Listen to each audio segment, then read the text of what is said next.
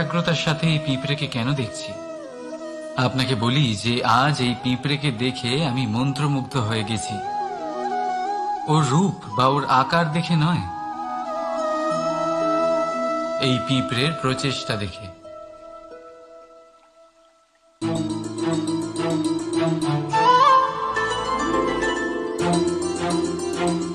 আপনি জানেন, অজস্র পরিশ্রমের পরেই পিঁপড়ে তার নিজের একটা ছোট বাড়ি বানাতে পারে, যা অন্য প্রাণীদের জন্য অত্যন্ত সহজ ব্যাপার।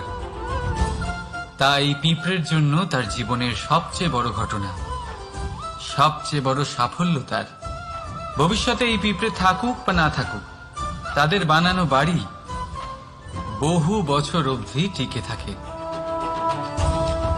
জীবনে সাফল্যের সাথেও ঠিক এমনটাই ঘটে। আপনি একদিনে সাফল্য লাভ করতে